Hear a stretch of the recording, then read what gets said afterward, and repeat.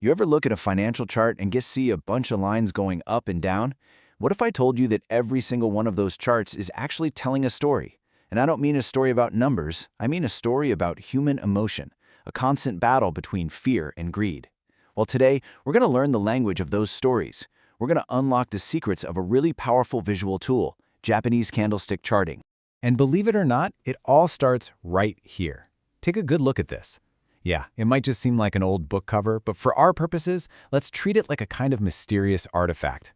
Because hidden inside this one single image is the key to an ancient and seriously powerful technique for understanding how markets really work.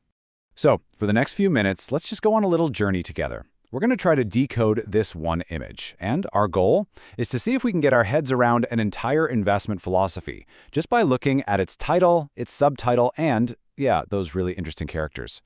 Okay, so our first clue is hiding in plain sight, right here in the subtitle, a contemporary guide to the ancient investment techniques of the Far East.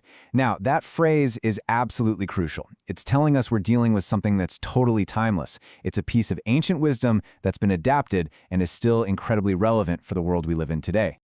So, where do we start? Well, let's go with the most obvious part, the title itself. Japanese Candlestick Charting.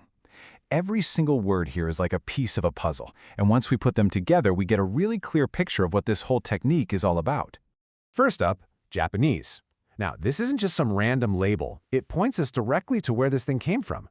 To get it, you have to picture the bustling rice markets way back in 18th century Japan.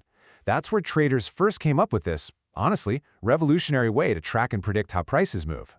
Okay, next word, candlestick. And you guessed it, this is not a random name either. Each data point is literally designed to look like a candle. It's got that thick part, the body, and often these thin little wicks sticking out from the top and bottom. It's just a brilliant metaphor for, illuminating what the price is actually doing. And finally, we have charting. This word is the how. It's the method, right? You take all those individual candlestick data points and you plot them over time. And what you get is this amazing visual map, not just a price, but of the market's underlying psychology. So you see, when you put all three of those pieces together, the whole picture just snaps into focus. Japanese candlestick charting is a method born in Japan that uses these little candle-shaped data points to create a visual map of market sentiment over time. It's so simple in concept, but profoundly powerful when you actually use it. But here's the thing. The name is really just scratching the surface. The real secret, the actual philosophical heart of this entire technique, is hidden in plain sight, right there in those elegant characters on the cover. Okay, look closely at these Japanese characters. This is it. This is where we find the soul of the technique. Forget all the English for just a second. This is what it's truly about. This is the key that unlocks everything else. These characters are pronounced in-yo-sen. And this is the light bulb moment. They literally translate to yin-yang lines. All of a sudden, this isn't just about prices going up and down anymore. No, this is about the fundamental opposing forces that drive the entire market. Let's break that down because it's so cool. So in this context, yin is the bearish side, the selling forces, all the fear and pessimism in the market. And yang, of course, is its opposite. That's the bullish, buying force, all the greed and optimism.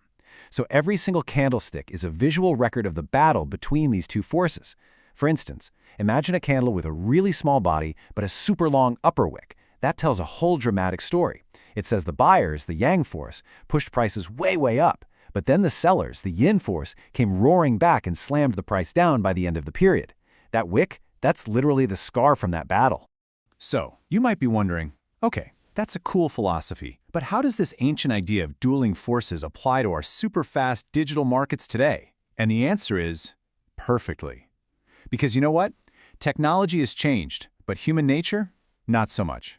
And I mean, just look at the incredible journey this technique has been on. It has traveled completely seamlessly from the past, from those rice pits in feudal Japan, all the way through the present chaos of our modern trading desks, and right into the future as a tool for your own financial insight.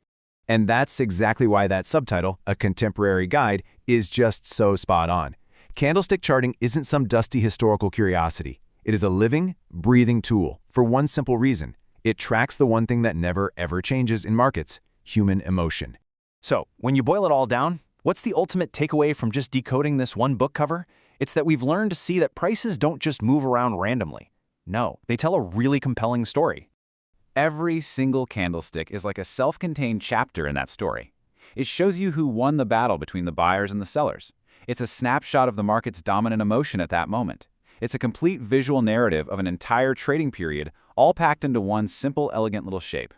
And that brings us to our final thought here. We started with just a simple book cover, and we ended up uncovering this really deep philosophy. It teaches us to stop looking at charts as just a bunch of data points, and to start reading them as stories of human behavior. So the next time you look at a market chart, I want you to ask yourself this: if every candle really tells a story of human emotion, what story are you seeing?